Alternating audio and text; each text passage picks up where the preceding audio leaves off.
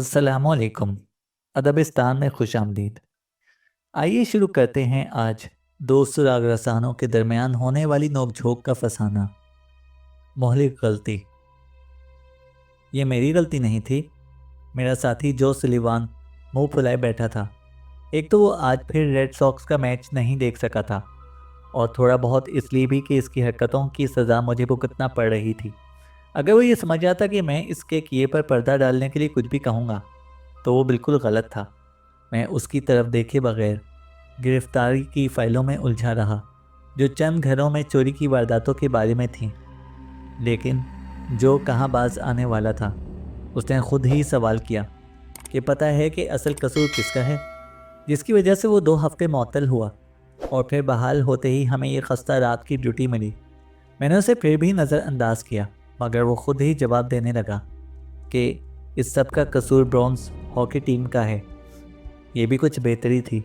कम से कम अब वो इस FBI एजेंट को तो इल्ज़ाम नहीं दे रहा था जिसका जबड़ा उसने तोड़ डाला था, जो जो कभी साउथ बोस्टन का फ़ख्र था और रेड सुलिवान के नाम से बतौर शौकिया बॉक्सर जाना जाता था। और ना ही वो मिडल वेट फाइट कर सकता था मगर इसका दायां मुक्का अब भी बिजली की तरह चलता था। खुशकिस्मती से इस एजेंट ने मुकदमा नहीं किया, शायद इस शर्मिंदगी के डर से कि जो ने उसे इतनी तेज़ी से गिरा दिया था, और वो भी इसके बाद कि जब से वो केस हमारे हाथ में आया था। जो कोई वो छेड़ने से बाज ही नहीं आ रहा था। वो केस MIT से चोरी होने वाले ख़तरनाक कीमियाई मवाद का था, जो अपनी इस नई खुद शनासी के बावजूद मुझे तंग करने से बाज ना आया। हम इतने पुराने साथी थे कि बिना देखे भी मुझे पता था कि वो रूठने के बाद अब खामोशी से बैठा सोच रहा है। ये सकूत ज़्यादा देर ताई ना रहा। ब्रॉन्ज ने तारीख का सबसे शानदार सीज़न खेला है, उसने अचानक कहा, जैसे मुझे चैलेंज कर रहा हो। मैंने सर ज़रा सा मोड़ कर देखा तो वो थोड़ी आगे निकाल कर बहस के लिए तैयार बैठा था। उन्होंने रेगुलर सीज़न में सब टीमों से ज़्यादा मैच जीते हैं। ये इनका साल था स्टैनले कप जीतने का। और फिर क्या हुआ? पहले राउंड में हार गए, वो भी इजाफी वक्त के इत्तफाकी गोल पर। FBI वाले को तुमने तकरीबन 2 हफ्ते बाद घोंसा मारा था, मैंने कहा, और वो फ़ौरन ही पछताया कि मैंने उसे तसल्ली का मौका दे दिया। ये बात दुरुस्त है, जो ने जवाब दिया और चुपके से अपनी खुशी छुपाने की कोशिश की। बिलाखिर इसने मुझसे जवाब निकलवा ही लिया। जब से हमें ये ड्यूटी मिली थी मैं इसे मुसलसल टाल रहा था, बस इतनी ही बात करता था कि जितनी काम के लिए ज़रूरी होती थी। वो फिर से बोला, लेकिन इस सब ने मुझे ऐसी ख़राब हालत में डाल दिया जिससे निकल ही ना सका।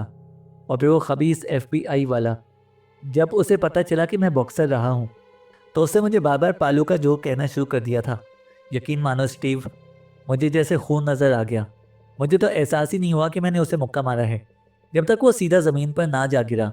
लेकिन यार, तुम किस बात पर इतने चिड़े हुए हो? तुम्हारे पास घर जाने के लिए एक प्यारी अच्छी बीवी है। मेरे पास तो सिर्फ सॉक्स के मैचेस ही देखने को रह गए हैं जिन्हें इस बेकार ड्यूटी ने छीन लिया है। जो ने कहा, तुम्हें पता है मंडी हाई स्कूल में पढ़ाती है और वो सुबह 6 बजे बिस्तर से उठ जाती है और शाम 4 बजे के बाद ही घर आती है। इसका मतलब है कि मैं उसे देख ही नहीं पाता।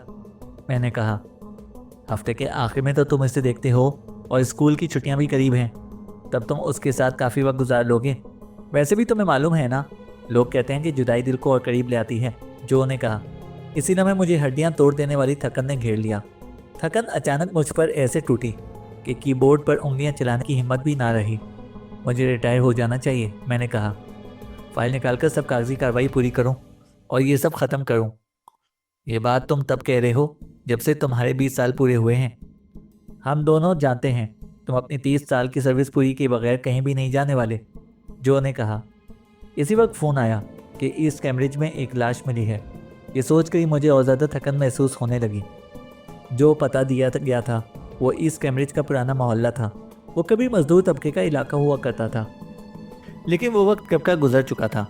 छोटे छोटे घर जो 1800 की दहाई में बने थे और देखने में ख़ास नहीं लगते थे, अब वो काफ़ी मालियत के हो चुके थे। खैर, मेरी तो बस की बात ना थी कि वहाँ पर कोई घर ख़रीद पाता। वहाँ पहुँचे तो एक मकान के बरामदे में 4 पुलिस वाले, 2 एम्बुलेंस वर्कर और एक लड़का खड़ा था जो बमुश्किल 18 साल का लगता था। उसके चेहरे से साफ लग रहा था जैसे अभी कह कर देगा। हिकलाते हुए उससे बताया कि वो पिज़्ज़ा पहुँचाने आया था। जब बेल बजाने पर कोई बाहर ना आया तो उसने दरवाज़ा आजमाया, खुला मिला। अंदर गया तो सीढ़ियों के नीचे एक आदमी को मुर्दा पड़ा पाया। वो सीढ़ियाँ ऊपर की तरफ जा रही थीं। एक एम्बुलेंस वर्कर ने तस्दीक की कि वो आदमी मर चुका है। मौत की वजह सर पर जोरदार चोट है। ये भी मुमकिन है कि वो सीढ़ियों से गिरने की वजह से मरा हो, उसने कहा, लेकिन उसके लहजे में यकीन बिल्कुल नहीं था। तुम इन पुलिस वालों के साथ यहीं पर रुक जाओ, मैंने लड़के से कहा। 4 में से 3 पुलिस वाले जवान थे। मुझे बस इतना ही याद था कि इन्हें कभी कभार थाने में देखा है, मगर जानता नहीं था। चौथा अलबत्ता जाना पहचाना था, एक पुराना पुलिस वाला, लेनी गोल्डमैन। मैंने उसे कहा कि हमें लाश तक ले चले। फिर वो हमें अंदर लेकर गया और एक तंगो तारीख कमरे में पहुंचाया, जहां 2 बोसीदा कपड़े के रैकर्स सोफे पड़े हुए थे और सामने दीवार पर एक टीवी लगा हुआ था। कमरे की दीवार के पास इन कुर्सियों से आगे एक लाश मुंह के बल लकड़ी की सीढ़ियों के पास पड़ी थी। वो कोई 70 बरस का लग रहा था। उसने भूरे रंग की पैंट और रेड सॉक्स की खिलाड़ी ड्वाइट एवेंस की जर्सी पहनी हुई थी, जो कम से कम 30 साल पुरानी होनी चाहिए थी, क्योंकि एवेंस को रेड सॉक्स छोड़े इतना ही अरसा हो चुका था। मैंने इसका कद लगभग 5 फीट 8 इंच अंदाज़ा किया। वो दुबला पतला सा था, ज़्यादा से ज़्यादा 140 पाउंड का। मैं करीब गया। उसकी गर्दन टूटी हुई नहीं लग रही थी और फर्श पर खून का कोई निशान भी ना था। मैंने कहा, क्या कोई आदमी सीढ़ियों से गिरकर ऐसे आ सकता है? मुमकिन है, गोल्डमैन बोला। जो ने बहस तो नहीं की, लेकिन उसके चेहरे से लग रहा था कि वो इसे मुमकिन नहीं समझ रहा। तुम्हें इसका नाम पता है? मैंने पूछा। Walter Albert. जब से मैं पुलिस में आया हूँ ये यहीं पर रहता था। मैंने दस्ताने पहने। उसके सर पर थोड़े से बाल बचे थे, जो बिल्कुल सफ़ेद और छोटे थे। मैंने हल्की सी आह निकाली। जब मैं झुककर इसका सर टटोलने लगा, कोई खुला जख्म नहीं था, बस खोपड़ी के दाएं हिस्से में एक जगह नरम सा उभार महसूस हुआ। जब मैं दोबारा सीधा हुआ तो घुटनों में चिड़चिड़ाहट से और बुढ़ापे जैसी कड़कड़ाहट ने फिर कराहने पर मजबूर कर दिया। जो ने गोल्डमैन से पूछा, तुम्हें लड़के के बारे की बात कितनी ठीक लगती है? पक्की। मेरा साथी और मैं सड़क पर गश्त कर रहे थे कि देखा कि वो लड़का घर में दाखिल हो रहा है। हमें लगा कि शायद इसे नहीं जाना चाहिए था, तो हम पीछे पीछे अंदर आ गए। उसके पास कोई उल्टी सीधी हरकत करने का वक्त ही नहीं था। गोल्डमैन ने कहा। जो ने हंकारा भरा। तुमने इत्तला दे दी थी? हाँ, मैंने बैकअप के लिए कॉल भी कर दी थी। बाकी 2 पुलिस वाले, स्टीव बक्स और पॉल हेस, बाहर पूरे मकान का चक्कर लगाकर आए हैं, मगर उन्हें कुछ भी गैरमामूली नहीं मिला, गोल्डमैन ने बताया। जो ने भी दस्ताने चढ़ाए। उसके मोटे हाथों पर दस्ताने ऐसे लग रहे थे जैसे अभी फट जाएंगे, लेकिन वो किसी तरह टिके रहे। वो मुझसे 10 साल छोटा था, मगर उसके घुटने मुझसे कहीं ज़्यादा ख़राब थे। एक घुटने के बल बैठते हुए उसने दांत पीस लिए और चेहरा बिगाड़ा।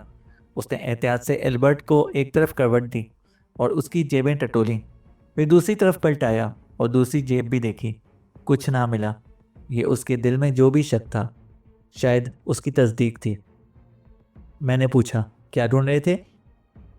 जो फिर से उठने की मशक्क़त करते हुए मुंह बनाकर बोला, सोचा था शायद इसने कहीं सिगार का टोटा रखा हुआ हो, मगर नहीं है। जो ने कहा। पूरे घर में सिगार के धुएं की बू बसी हुई थी। मैंने पलटकर रैकल्स कुर्सियों की तरफ देखा। उनके बीच एक छोटी लकड़ी की मेज़ थी, जहाँ लाजमन राखदान होना चाहिए था अगर एल्बर्ट सिगार पीता था, लेकिन वहाँ पर कुछ भी ना था। मैं मेज़ के करीब गया। मेज़ पर ना तो राख थी और ना ही गर्द, जैसे अच्छी तरह साफ़ की गई हो, मगर मध्यम सा एक चौकोर निशान में देख सकता था, किसी वजनी शीशे के राखदान का निशान, जो लगता था कि बरसों से वहीं पर रखा हुआ हो। मेरे जहन में साफ तस्वीर बनी कि ये सब कैसे हुआ होगा।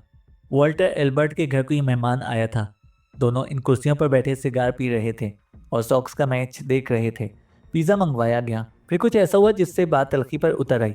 वो रिश्तेदार, दोस्त या जो भी था, उसने रागदान उठाकर एल्बर्ट के सर पर दे मारा और इसे कत्ल कर दिया। इसके बाद उसने लाश को घसीटकर सीढ़ियों के पास लिटा दिया, ताकि ये लगे कि मौत हादसाती तौर पर हुई थी। फिर कमरे में फेंकी हुई राख और सिगार के टुकड़े साफ कर दिए। जाते जाते वो रागदान भी साथ लेकर गया। ये कत्ल है, मैंने कहा। जो ने इत्तफाक किया। सोचा हूँ कि मेडिकल एग्जामिनर हमें बता सकेगा कि मौत के वक्त वो वाकई सिगार पी रहा था या नहीं। फिर उसकी नज़रें दूर कहीं पर जाकर अटकीं। अगर मुझे अंदाज़ा लगाना हो तो मैं कहूँगा कि यहाँ पर एक से ज़्यादा सिगार पिए गए हैं, जो ने कहा। मैं इत्तला देता हूँ। मैं ऊपर देख आता हूँ, शायद कुछ सुराग मिले। तुम नीचे संभाल लो, मैंने कहा। ठीक है स्टीव। उसकी आंखों में एक चमक थी और मुझे पूछने की ज़रूरत नहीं थी कि वो क्या सोच रहा है। मैं जानता था कि वो पिज़्ज़े पर कब्जा करके इसे शवाहिद करार देने वाला है, कम से कम जब तक वो लड़के को यहाँ से रवाना ना कर दे। ऊपर जाने से पहले मैंने नीचे के कमरे में देख लिया। सब कुछ साफ सुथरा और तरतीब से रखा था। किचन को शायद 70 की दिहाई में आखिरी बार नया किया गया था।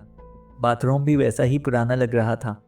कुछ फर्नीचर शायद पिछले 40 सालों में ख़रीदा गया हो, मगर आधे से ज़्यादा तो ऐसे लग रहा था जैसे वालिदैन से या बीवी के घर वालों से मिला हो। मैंने किचन और बाथरूम के डब्बे चेक किए कि शायद किसी ने सिगार के टुकड़े या पर राख फेंकी हो, मगर वहाँ पर कुछ भी ना था। मेरा अंदाज़ा था कि राख वैक्यूम क्लीनर से खींच ली गई है, जो मुझे एक कैबिनेट में रखा मिला था। शायद किस्मत ने साथ दिया तो इस पर फिंगरप्रिंट्स भी मिल जाएंगे।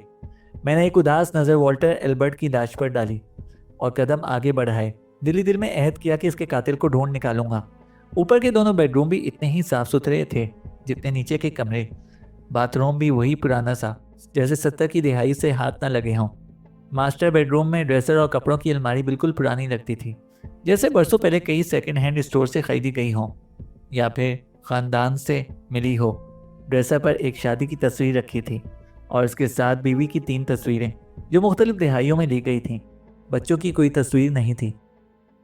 मैंने पुलिस स्टेशन फ़ोन करके डेस्क सार्जेंट को कहा कि क्राइम सीन टीम को भेज दो। तो फिर ये कत्ल है? सार्जेंट ने कहा।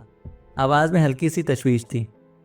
समझ भी आती थी क्योंकि कैम्ब्रिज में अमूमन साल भर में ज़्यादा से ज़्यादा एक ही कत्ल होता है, बाज़ बर्स तो 0 होते हैं। और अब ये तीसरा कत्ल होने जा रहा था और अभी तो जो नहीं था। मैंने बताया कि शक के सिवा कुछ भी नहीं, ये कत्ल था जिसे हादसा जाहिर किया गया था। फिर मैंने इसे डिटेक्टिव डेस्क पर ट्रांसफ़र कराने को कहा। नोवारी डिटेक्टिव सारा क्रेन को ने फ़ोन उठाया। उसके लिए रात निस्बतन सुस्त थी, मगर जब मैंने उसे बताया कि मुझे क्या चाहिए और क्यों, वो फ़ौरन मुतहरिक हुई और वादा किया कि जैसे ही उसे मालूमात मिलेंगी वो मुझे कॉल कर देगी। मुझे ज़्यादा देर नहीं लगी कि अलमारी के पिछले हिस्से से एक डब्बा मिल गया जिसमें वॉल्टर एल्बर्ट ने अपने अहम कागजात रखे हुए थे। वहाँ इसकी फौतशुदा बीवी का डेथ सर्टिफिकेट मौजूद था जो 7 साल पहले फौत हुई थी, घर की डीड, पोस्टल सर्विस में 40 साल काम करने के बाद इसके रिटायरमेंट के कागजात और इसकी वसीयत में जिसमें इसने इसकी जायदाद ब्रूस एल्बर्ट और पॉल एल्बर्ट के दरमियान बराबर बांटने का हुक्म था, एक घर की खरीदारी के मुआहदे के मुताबिक जो इसी डब्बे में रखा हुआ था। एल्बर्ट ने 1981 में यह घर $38,000 में ख़रीदा था। अगरचे अब ये शायद गिराकर दोबारा बनाया जाए, मगर वारिसैन को इसके कम से कम $8 लाख मिल सकते थे अगर बहसो तकरार इतनी शिद्दत इख्तियार कर गई हो कि जो एल्बर्ट की मौत का सबब बनी, तो $4 लाख किसी को काबू से बाहर कर देने के लिए काफ़ी लालच हो सकता था। फिर फ़ोन बजा। सारा वापस कॉल कर रही थी ताकि मुझे वही बात बता दे जो मैं पहले ही जानता था। वॉल्टर एल्बर्ट के 2 बेटे थे। ब्रूस एल्बर्ट सोमरवेल में रहता था और पॉल एल्बर्ट मेडफोर्ड में। दोनों शहर ईस्ट कैम्ब्रिज से 20 मिनट से कम की ड्राइव पर थे। उसने कहा कि वो इनके पते मुझे टेक्स्ट कर देगी। मैं नीचे वापस चल पड़ा और मरहूम वॉल्टर एल्बर्ट के पास से गुजरकर खिड़की से बाहर झांका तो बरामदे में कोई पुलिस एहलकार या एम्बुलेंस वर्कर नज़र ना आए और ना ही पिज़्ज़ा पहुंचाने वाला लड़का। जैसा कि मैंने सोचा था कि जो किचन में एक टुकड़ा पिज़्ज़ा खा रहा था और एक टुकड़ा पहले ही खा चुका था। आधे पर स्वेज, दूसरे पर आधे पर जैतून, जो ने कहा। मैंने खाने से पहले इसकी तस्वीरें ले ली थी क्योंकि ये सबूत है कि एल्बर्ट के पास मेहमान थे। अगर इसने पिज़्ज़ा सिर्फ अपने लिए मंगवाया होता तो टॉपिंग्स अलग अलग ना होती। ये ट्रायल तक नहीं बचेगा तो ले लो, ज़्यादा अच्छा नहीं मगर बुरा भी नहीं है, जो ने कहा। मैंने पिज़्ज़ा लेने से इनकार कर दिया और वो बात अपने अंदर ही निकल ली कि वो एक लड़के से चुराया हुआ पिज़्ज़ा बेहद फयाजाना बांट रहा है। इसके बजाय मैंने उसे कहा कि हमें किचन कैबिनेट में रखे वैक्यूम क्लीनर्स, झाड़ू और रद्दी दान पर भी फिंगरप्रिंट्स लेने चाहिए। फिर मैंने पूछा कि बाहर वाले पुलिस वालों का क्या हुआ।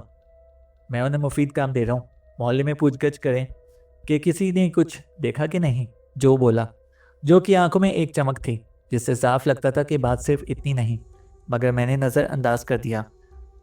कातिल लाजमी तौर पर एल्बर्ट के बेटों में से एक था, तो जो चाहे जिस गहरे बिल में जा घुसे, बस शर्त यह थी कि मुझे साथ ना घसीटे।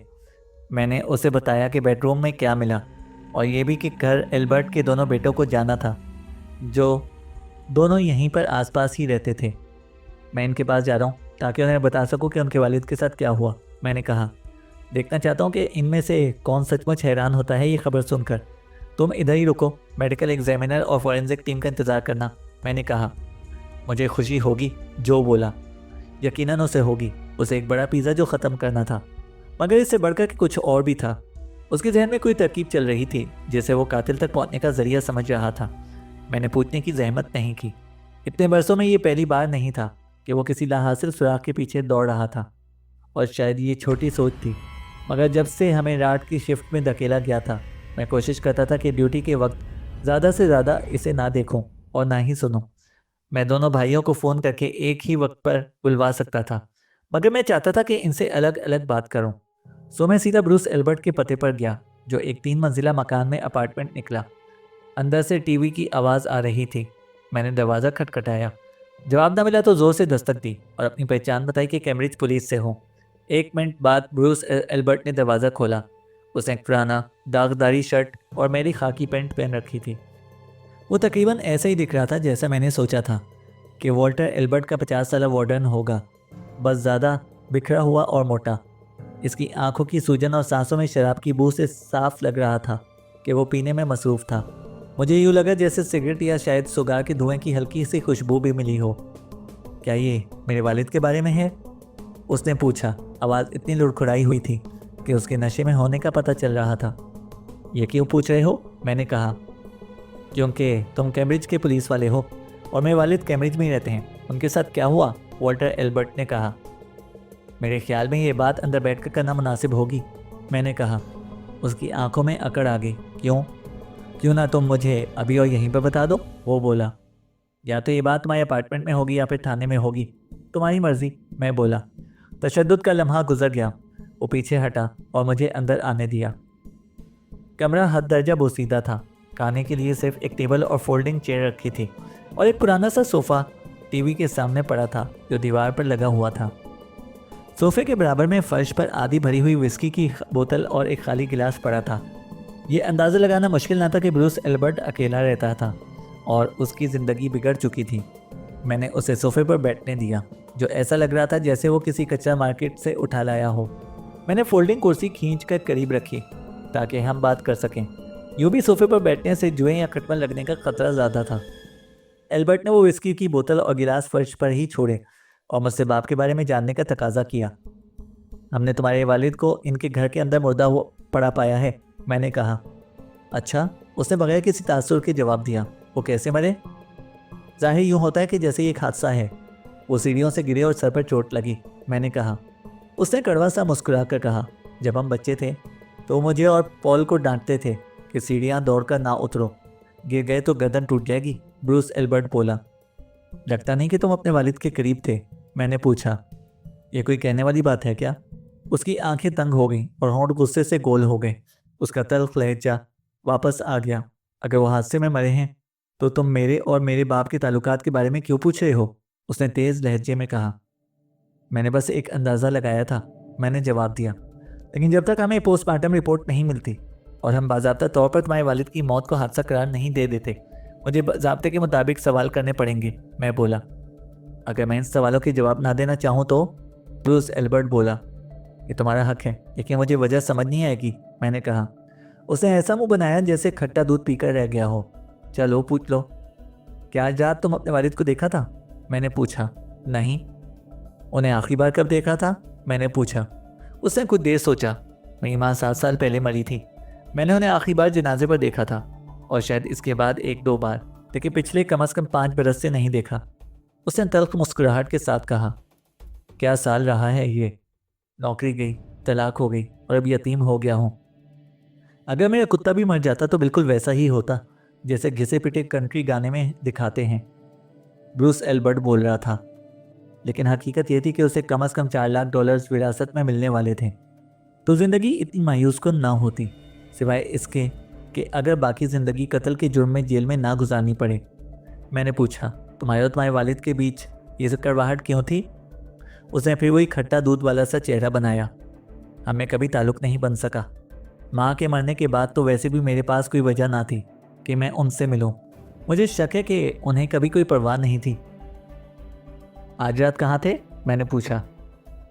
ज़्यादा वक्त घर पर ही था। उसने अपने कदमों के पास रखी बोतल की तरफ देखा, मगर फिर दूसरा पैक डालने का ख्याल बदल दिया। एक मोहल्ले के बार में गया था, लेकिन जब $10 में पानी की मिली विस्की दी तो सोचा कि अकेले ही पीना बेहतर है। ब्रूस बोला, क्या तुमने क्रेडिट कार्ड से अदायगी की थी? कैश, वो बोला। यकीनन यही होना था। मैंने पूछा, क्या तुम सिगार पीते हो? नहीं। क्यों? वो बोला, तुम्हारे वालिद के घर में सिगार की बू आ रही थी और तुमसे भी सिगार की खुशबू आ रही है। मैंने कहा। उसकी आंखों में एक लम्हे के लिए फिर वही जिद छलकी, फिर वो बुझकर शीशे जैसे रंग में ढल गया। उसने लाड भरे लहजे में कहा, मैंने कितनी बार कहा है कि मैं कई सालों से इस घर में नहीं गया। जिस बार मैं गया था वो रियासत के इंसदादे तंबाकूनोशी कवानीन पर इतनी सख्ती से अमल नहीं करते। शायद किसी ने वहाँ पर सिगार सुलगाया हो, मुझे पता नहीं चला। लेकिन अगर तुम कह रहे हो तो कि मुझसे सिगार की बू आ रही है तो यही वजह होगी। मुझे अंदाज़ा हो गया कि इस मौजू पर दबाव डालने से कुछ हासिल ना होगा। इसकी बजाय मैंने इससे इस बार का नाम लिखवाया जहाँ पर वो गया था। कई बार पूछने के बाद मैंने उससे वो वक्त भी उगलवा लिया जब वो वहाँ पर मौजूद था। लेकिन अगर वो सच भी कह रहा था तो भी ये इसे इस इम्कान से बरी नहीं करता था कि उसने इससे पहले अपने वालिद का कत्ल किया हो। वहाँ कोई है जो तुम्हें याद रखता हो? हाँ, बार पर खड़ी औरत, उम्र 35 के लगभग होगी, सुर्ख बाल, दुबली मगर खूबसूरत। उसकी जिद फिर भर की, लेकिन इस परी ने मुझे बिल्कुल नज़रअंदाज किया, जैसे मैं वहाँ पर था ही नहीं। मेरा ड्रिंक भी दिया तो ऐसे जैसे मैं गायब हूँ। ब्रूस बोला। ब्रूस एल्बर्ट और इसका ये गंदा सा अपार्टमेंट मेरे असाब पर बेहद बुरा असर डाल रहे थे। इसे तोड़कर इकबाली बयान देना नामुमकिन लग रहा था। अगर वही कातिल था तो उसे सिर्फ तरीकावार पुलिस वर्क से ही पकड़ा जा सकता था, जैसे कोई गवाह ढूंढना जिसने इसे इस कैमरे में देखा हो या ट्रैफिक कैमरों में इसकी वीडियो मिल जाए।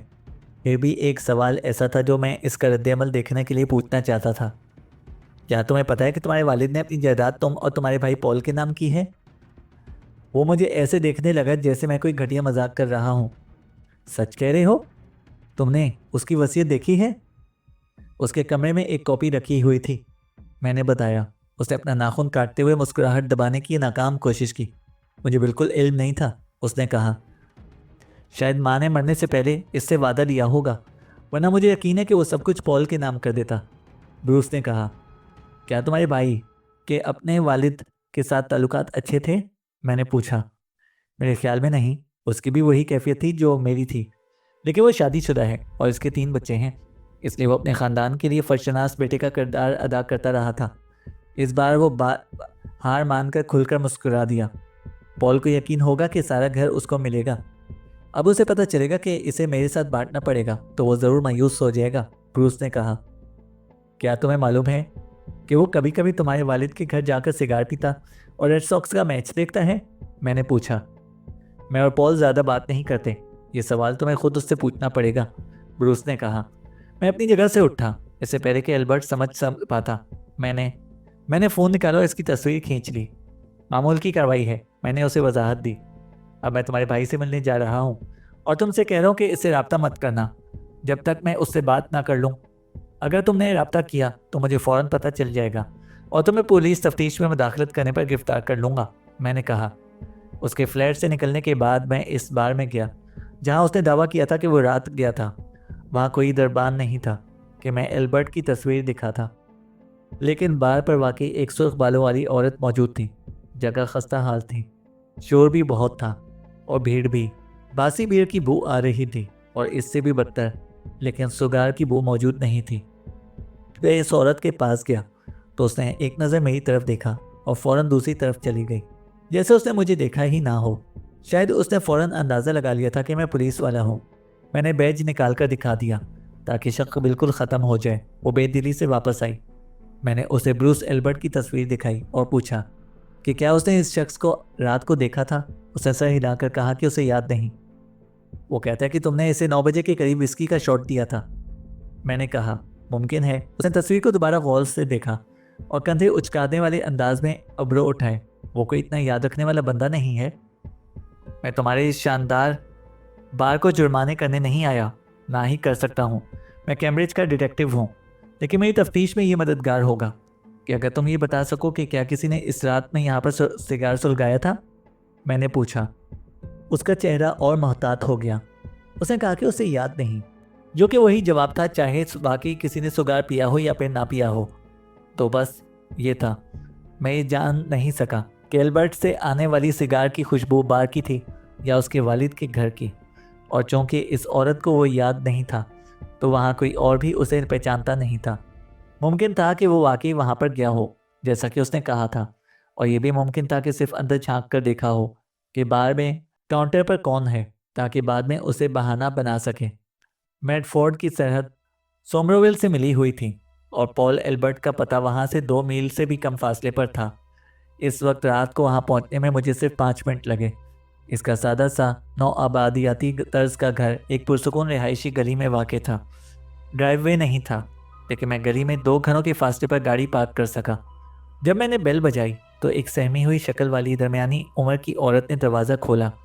मैंने अपना तारुफ कराया तो इसका डर और बढ़ गया। क्या पॉल किसी मुसीबत में है? उसने पूछा। आप उसकी बीवी हैं? उसने सर हिलाया, जैसे बोलने की हिम्मत ना कर पा रही हो। आपके शौहर पर कोई इल्ज़ाम नहीं है, लेकिन मुझे उससे बात करनी है। क्या वो घर पर हैं? उसने सर को नफ़ी में हिला दिया। मैंने घड़ी देखी और हैरान हुआ कि अभी 9:30 बजे थे। ऐसा लग रहा था कि जैसे रात काफ़ी गुजर चुकी हो। मैंने पूछा, आपको कब तक उम्मीद है कि वो घर आ जाएंगे? वो पहले से भी ज़्यादा सहमी हुई नजर आई जब उसने कहा कि उसे यकीन है कि पॉल जल्द वापस आ जाएगा। कभी कभार पॉल काम से वापस आते हुए एक आध ड्रिंक के लिए रुक जाता है।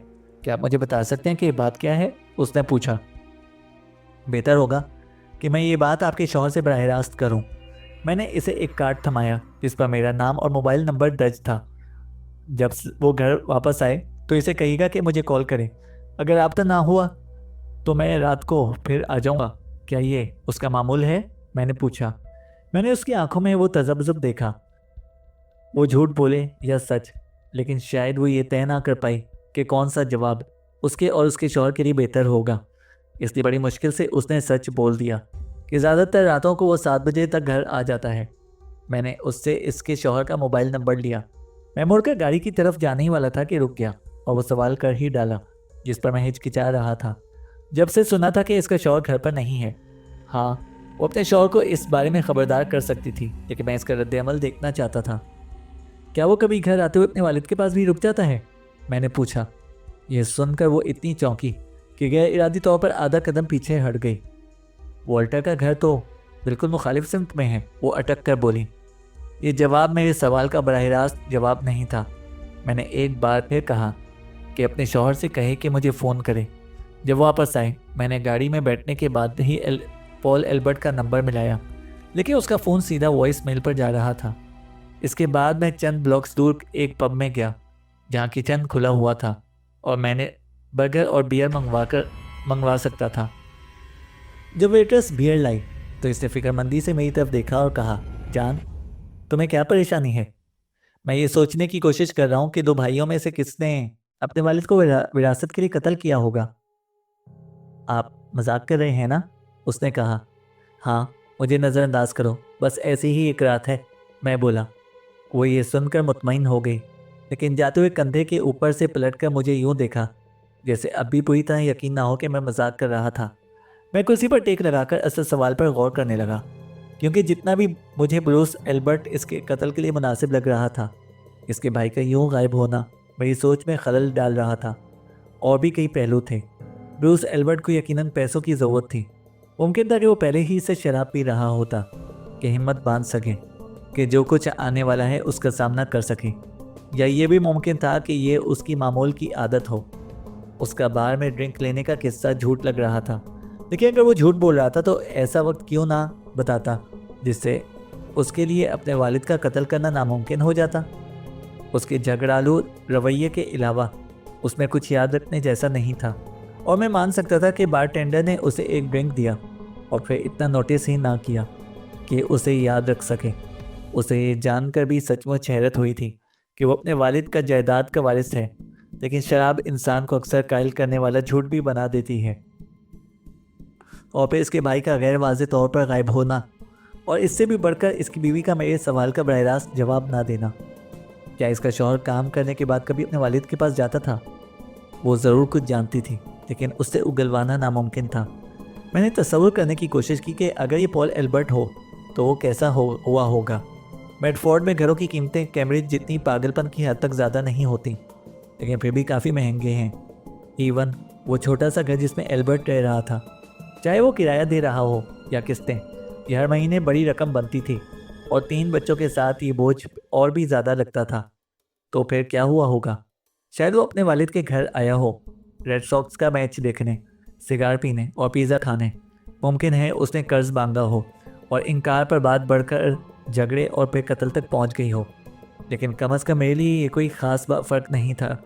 अगर हमने ये केस आज रात हल ना किया तो सुबह थाने का कैप्टन ये दिन की शिफ्ट के तफ्तीशी अफसरान को दे देता और मैं जो के साथ रात की शिफ्ट में फंसा रहता, चोरियां और दूसरी छोटी मोटी वारदातें निपटाता हुआ।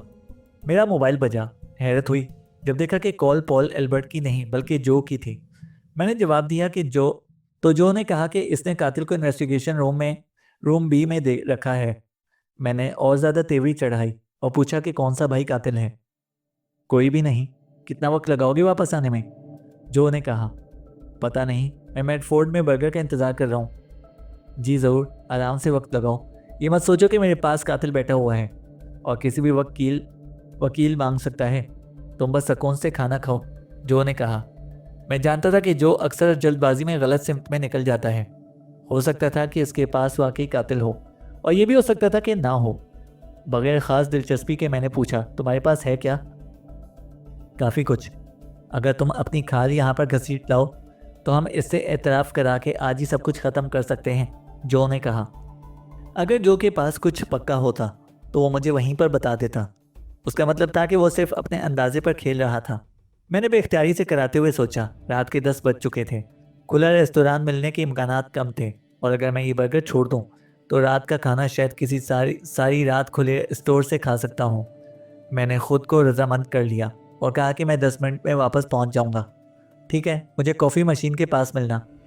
वो फ़ोन काट चुका था और इससे पहले कि मैं फ़ैसला बदल पाता, मैंने वेट्रेस को बुलाकर बिल अदा किया और उससे कहा कि जब बर्गर तैयार हो तो वो किसी ज़रूरतमंद को दे दे। 8 मिनट बाद मैं वापस थाने पहुंच गया और 1 मिनट बाद जो को कॉफ़ी की मशीन के पास देखा। उसने मुझे ऐसा चेहरा दिखाया जो ज़्यादातर लोग बदहज़मी समझते, लेकिन हमारे पार्टनरशिप के बरसों में मैं जान गया था कि ये उसकी बिसात भर की नरम मुस्कुराहट थी। जो ने पहले इत्मीनान कर लिया कि इर्द गिर्द कोई कान लगाए बैठा ना हो, फिर धीमी और भारी आवाज़ में बोला, मुझे पता है जब से मैं शिफ्ट में धकेला गया है मैं तुम्हारा पसंदीदा आदमी नहीं रहा। पिछले चंद दिन तो ख़ास तौर पर। जो बोला। साफ जाहिर है कि तुम मुझे घुलने मिलने के काबिल मुश्किल ही समझते हो, लेकिन स्टीव, हम कई बरसों से पार्टनर हैं और मेरे दिल में हमेशा ये रहा है कि हम दोस्त भी हैं। मैं सिर्फ ये चाहता हूँ कि तुम मुझे एक मौका दो। जो बोला। कोशिश कर रहा हूँ, मैंने कहा, और ये बात सच थी। मुझे खुद भी अफसोस होने लगा था कि मैंने इससे जो कदूलत पाल के रखी थी वो सिर्फ इसी बात पर थी जो कोई भी तेज़ मिजाज आदमी कर गुजरता है। तो क्या लाए हो? वो बोला। उसने बिल्कुल बेतासुर चेहरे के साथ कहा, कातिल का हथियार। सच? मजाक तो नहीं? मैंने कहा। सच। और कैप्टन से ये डील भी ले ली है कि अगर आज रात ये केस समेट लिया तो हम वापस अपनी पुरानी शिफ्ट पर चले जाएंगे। जो ने कहा। तुमने उसे घर पर फ़ोन किया? मैंने आहिस्ता से सीटी बजाई और सर हिलाते हुए कहा, मुतासिर कुन है और होना भी चाहिए। जो बोला। उसने एक कॉफ़ी मुझे थमाई और कहा कि ये मुलजिम के लिए है। हम दोनों उसकी मेज़ की तरफ बढ़े तो उसने बताया कि उस मुलजिम का नाम डिक हैंसली है और वो वॉल्टर एल्बर्ट के मोहल्ले में रहता है। मेज़ पर एक शफाफ प्लास्टिक बैग में एक भारी शीशे की एश ट्रे रखी हुई थी जो किसी के सर पर लगती तो कचूमर निकाल देती। जो ने मुझे एक तय किया हुआ कागज़ पकड़ाया और ख़ुद एश ट्रे उठा ली। मैंने कागज़ खोला तो देखा कि एक पुराना सर्च वारंट था जिसे हमने कई माह पहले इस्तेमाल किया था। जो ने आँख मारी और कहा, वीडियो फीड पर नज़र रखना। जब मैं इशारा करूं तो ये मेरे पास ले आना। मैंने कोई बहस ना की। हम इंटरोगेशन रूम तक पहुंचे तो जो ने मुझे कॉफ़ी मुझसे लेकर अंदर कदम रखा और मैं मॉनिटर के पास बैठ गया ताकि सब कुछ देख सकूं। डिक हैंसली 50 के पेटे का एक भारी भरकम करख्त सा आदमी था जो कुर्सी पर टिका बैठा था, बाजू सीने पर जकड़े हुए और चेहरे पर खफगी की लकीरें। मुझे यकीन ना आ रहा था कि जो या कोई और इसे बात करने पर आमादा कर सकेगा। कत्ल का एतराफ़ कराना तो दूर की बात है। जो आहिस्तगी से उसके सामने वाली कुर्सी पर जा बैठा, एस्ट्रे मेज़ पर रखी और कॉफ़ी का एक कप उसकी तरफ सरका दिया। हेंजली ने बड़ी बेदिली से बाजू खोले और कॉफ़ी उठा ली। जो ने बस इसे घोना शुरू कर दिया। कई मिनट यूं ही गुजर गए और आखिरकार हेंजली झुककर अपने खाली कप पर नज़र जमा बैठा। जो ने कहा, तुम बेवकूफ़ नहीं हो, ये मानता हूँ। एल्बर्ट के डाइनिंग रूम की बड़ी सफाई से सफाई की है तुमने। सिगार की राख इधर उधर बिखेर दी जब उसके सिर पर ये एस्ट्रे दे मारी, और ये भी होशियारी थी कि इस पर से अपने निशानात मिटा दिए। ये भी समझ बूझ थी कि इसे ऐसे कच्चे दान में फेंका जो एल्बर्ट के घर की मुखालिफ सिमत में वाक़ था। मगर बदकिस्मती ये हुई कि मोरसिन्स के सामने रहने वाली एक पड़ोसी ने तुम्हें ये सब कुछ करते हुए देख लिया। हेंजली ने गुस्से से खफड़ी बरकरार रखते हुए कहा, जिसने भी ये समझा कि इसने मुझे देखा है वो गलती पर है। मैं तो सारी रात घर पर था। हेंजली बोला, घर पर? क्या सॉक्स का मैच देखते और सिगार पीते हुए? हाँ, जब तक तुम लोगों ने आकर मुझे घसीट ना लिया। जो ने सर हिला दिया। ये भी एक चालाकी थी, घर पर सिगार सिलगाना, ताकि अगर हम दरवाज़ा खटखटाते तो तुम्हारे बदन से सिगार की बू का जवाज़ हाथ आता। लेकिन सुनो, असल में तो तुमसे एक भूल हो गई है। जो ने कहा, जहाँ तुमसे भूल हुई वो ये है कि जितनी एहतियात से तुमने एस्ट्रे से अपने फिंगरप्रिंट साफ़ किए और वैक्यूम इस्तेमाल किया, तुमने दोनों मौलिक गलतियाँ कर डाली। पहली ये कि तुमने कच्चे के डब्बे के ढक्कन पर एक प्रिंट छोड़ दिया, और दूसरी ये कि रेक्लाइंस की एक कुर्सी के कुशनों के बीच में जो सिगार की राख रह गई थी, हमारी क्राइम टीम ने उसे इकट्ठा कर लिया है। जो ने कहा। जो ने जेब से एक छोटा सा प्लास्टिक एविडेंस बैग निकाला, जिसमें सिगार की राख जैसी कोई चीज़ थी, या फिर ये महज मिट्टी भी हो सकती थी। चशमदीद गवाही के साथ साथ तुम्हारे सिगार नोश होने की हकीकत हमें काफ़ी है। मेरा पार्टनर अभी जज के पास गया है ताकि वारंट पर दस्तखत करवाए। जैसे ही हमें वो मिल गया, तुम्हारे फिंगरप्रिंट्स कचरे दान के ढक्कन से मिलाए जाएंगे, और इससे भी ज़्यादा ख़तरनाक बात यह है कि फॉरेंसिक वाले ये पता लगाएंगे कि राख का वही ब्रांड है या नहीं जो तुम्हारे घर से मिलेगी। मुझे मालूम है कि तुम सिगार अपने साथ एल्बर्ट के पास लेकर गए थे, क्योंकि इसके घर में सिगार नहीं मिले थे। जो ने कहा।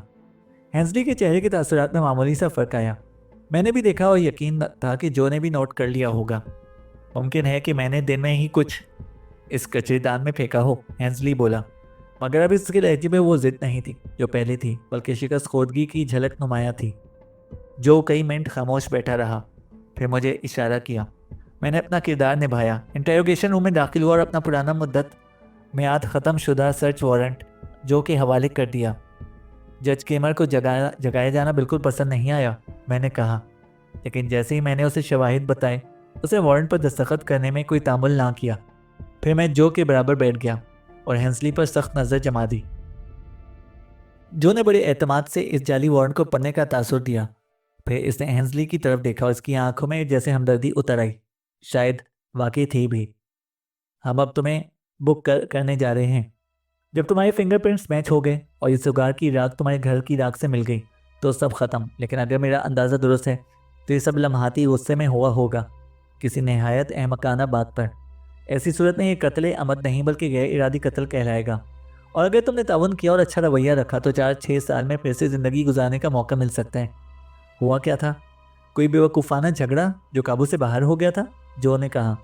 हेंजली के चेहरे पर ऐसे तासुर उभरे जैसे दांत में शदीद दर्द हो। शर्त पर? किस बात की शर्त पर? यह एक खिलाड़ी आउट होगा या नहीं। हेंजली का लहजा एकदम ज़िद्दी हो गया।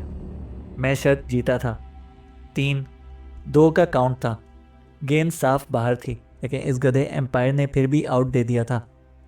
एल्बर्ट, शर्त पर तो मैं चुपता रहा, है ना? हेंजली ने बुझे हुए अंदाज में सर हिला दिया। मुझे तो अंदाज़ा भी ना था कि मैंने क्या कर दिया है, जब तक सब कुछ हो ना गया, हेंजली बोला। जो ने उसके सामने वो पैड रख दिया जो पहले कमरे में लाया गया था और इसके हाथ में कलम थमा दिया। ये सब लिख दो और मैं अपनी पूरी कोशिश करूँगा, जो बोला। यकीनी बनाओ कि डिस्ट्रिक्ट अटॉर्नी इसे गैर इरादी कत्ल के तौर पर ही चार्ज करे, हेंजली बोला। आधे घंटे बाद हमारे पास दस्तखत शुदा एतराफ़ी बयान मौजूद था और रात के 1 बजे हम बोस्टन के नॉर्थ एंड के एक रेस्तोरां में जश्न मनाते बियर पी रहे थे, जहाँ किचन आखिरी ऑर्डर तक खुला रहता था। मैंने मौका गनीमत जानकर ऑर्डर किया। हेंसली को बुक करने के चंद ही मिनट बाद मुझे पॉल एल्बर्ट की कॉल आई और मैंने उसे उसके वालिद के बारे में सब कुछ बता दिया। साथ ही मैंने ब्रूस एल्बर्ट के लिए भी पैगाम छोड़ा कि हमने क्या पाया है। मैंने जो से कहा, तुम खुशकिस्मत रहे कि उसने ये मान लिया कि तुम सुगार की राख से ब्रांड तक शनाख्त कर सकते हो। जो खुशी के नशे में मुस्कुराया। मैंने सिर्फ धोखा नहीं दिया था, असल में कचरे के डब्बे पर कोई काबिले इस्तेमाल फिंगरप्रिंट्स नहीं थे और किसी ने हेंसली को एस्ट्रे फेंकते नहीं देखा था। लेकिन देखो, तुम अपनी मनतकी सोच के तहत फौरन इस नतीजे पर पहुंचे कि कातिल लाजमी इन भाइयों में से कोई एक होगा जो बड़ी रकम के वारिस बनने वाले थे। और मैं एल्बर्ट और हेंसली जैसे आदमियों को समझता हूँ। शुरू से ही मेरा दिल कह रहा था कि ये एक बेवकूफ़ाना मौत है, इसलिए मैंने पेट्रोलिंग करने वालों को ख़ास हिदायत दी। पहली ये कि ऐसे किसी शख्स पर नज़र रखो जिससे सुगार की बू आ रही हो, और दूसरी ये कि देखो कि एल्बर्ट का पड़ोस में किससे मेलजोल है। जो ने बताया। अगर कातिल मोहल्ले से बाहर का कोई होता तो? मैंने पूछा। तब मसला ज़रूर बनता, लेकिन ज़्यादा देर के लिए हमारा मसला ना रहता। सुबह होते ही कैप्टन केस दिन के वक्त की टीम को दे देता। जो ने कहा। वेट्रेस 2 मज़ीद बियर और मेरा खाना लेकर आ गई।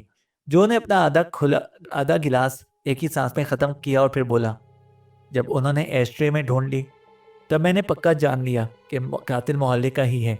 देखो, अगर बाहर का कोई होता तो हथियार फेंकने की जगह ढूंढते ना घूमता। वो तो फ़ौरन गाड़ी से बाहर निकलकर बैठ जाता और भाग जाता। तभी मैंने कैप्टन को फ़ोन किया और अपना सौदा पक्का किया। हाँ, ये भी कह दिया कि अगर आज रात हमने एतराफ़ी बयान ना लिया तो ये केस कभी हल ना होगा। मानता हूँ किस्मत ने भी हमारा साथ दिया। जब एक पेट्रोल मैन डैनी गोल्डमैन ने कॉल करके बताया कि एक पड़ोसी ने सीधा इशारा हेंसली की तरफ किया, मैं चाहता तो बात को वहीं ख़त्म कर देता, और शायद करना भी चाहिए था। मगर शायद मुझे ये चुभन थी कि जो ने सब कुछ समझ लिया जबकि मैं तो अभी तक अंधेरे में था, या शायद वो कीना जो पिछले कई हफ्ते रात की ड्यूटी पर ख्वार होने से दिल में जमा हुआ था। बहरहाल मैंने तंज किया कि अगर वो FBI वाला एजेंट फुटपाथ पर ज़रा अलग जाविये से सर मार बैठता तो जो आज इसी हालत में होता जिसमें हेंसली था। जो की आंखों की चमक बुझ गई और फिर उसकी मुस्कुराहट भी। उसने सोचते हुए कहा, जैसा कि मैंने पहले कहा था, मैं एल्बर्ट और हेंसली जैसे आदमियों को अच्छी तरह समझता हूँ।